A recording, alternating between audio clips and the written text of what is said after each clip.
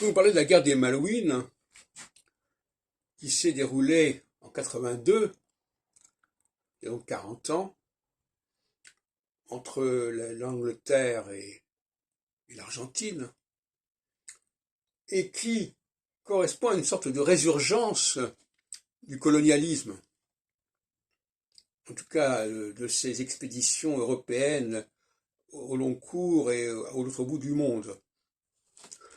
Et c'est caractéristique de la période équinoxiale.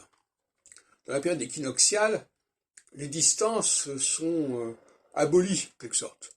La phase solsticiale, au contraire, les frontières, voilà, on voit bien d'ailleurs avec l'histoire de l'Ukraine, attention, frontières ceci, frontières cela, parce que c'est une mentalité encore solsticiale, mais qui est en train de se terminer d'ailleurs. Et on va d'ailleurs évoluer vers quelque chose de beaucoup moins rigide à ce niveau-là. On va plus avoir la religion des frontières comme on l'a eu ces derniers temps. Vous allez voir. Et donc, les Malouines, il y a 40 ans, ont conduit Margaret Thatcher et l'armée britannique à envoyer des vaisseaux à l'autre bout du monde, dans l'océan Atlantique, et ça correspond effectivement au passage du solstice à l'équinoxe à cette époque-là, puisque Saturne était entré en balance, et ben la balance c'est typiquement équinoxial par définition. Et donc voilà, on pourrait faire des sondages partout, par exemple, on pourrait prendre l'histoire de Suez.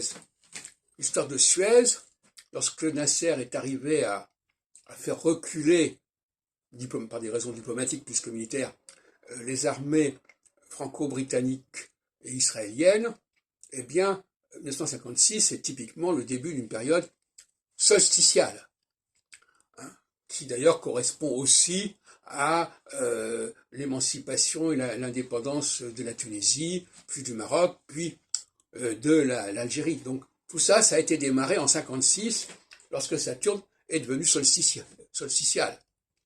Hein. Voyez-vous, donc quand il y a un processus qui commence, après il s'étend. Mais effectivement, Suez, la guerre de Suez de 56,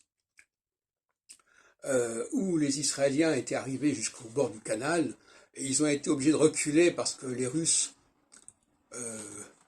sont intervenus, si on peut dire, ont fait des menaces à ce sujet, et ça a été une réussite pour le processus de décolonisation, évidemment.